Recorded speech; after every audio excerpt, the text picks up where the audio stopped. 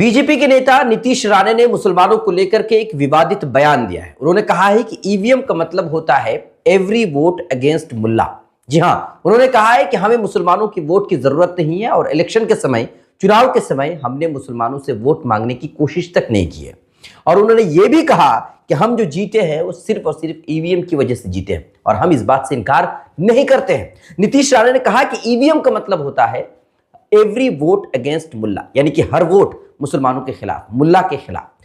यह ऐसा पहली बार नहीं है। नीतीश राणे हमेशा से विवादों से जुड़े हुए होते हैं। इससे पहले भी 2023 में उन्होंने असदुद्दीन ओवैसी के बारे में कहा था कि जो भी उनका सर काट करके लाएगा उनको इनाम दिया जाएगा। आगे क्या कुछ कहा है, आइए हम आपको बताते हैं।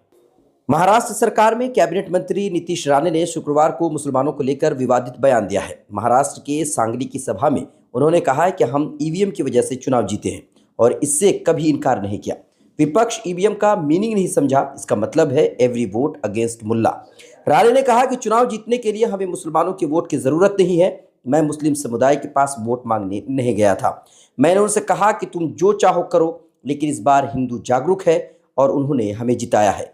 मैं कट्टर हिंदू नेता हूं और मैं हमेशा उनके प्रति आलोचनात्मक रहा हूं। इसीलिए उन्होंने मुझे हराने की योजना बनाई। मुझे हराने के लिए सऊदी और मुंबई से फंडिंग जुटाई गई, लेकिन हिंदू उनके सामने नहीं झुके। नीतीश का कहना है कि आप जानते हैं कि हमारे विरोधी ईवीएम को लेकर किस तरह चिल्लाते हैं। वो इस बात को पचा नहीं पा रहे हैं कि कैसे हिंदू एकजुट होकर हिंदुओं को वोट दे रहे हैं। वो हमेशा ईवीएम को दोष देते हैं, वो ईवीएम का मतलब नहीं समझते हैं। इससे पहले 29 दिसंबर को नीतीश राणे ने केरल, राहुल गांधी और प्रियंका गांधी को लेकर के एक विवादित बयान दिया था। उन्होंने कहा था कि केरल मिनी पाकिस्तान है।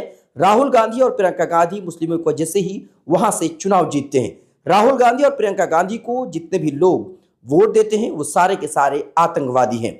इससे पहले जून 2023 में नीतीश राणे ने कहा था कि अगर कोई ओवैसी की जबान काट कर लाएगा तो मैं उसे इनाम दूंगा।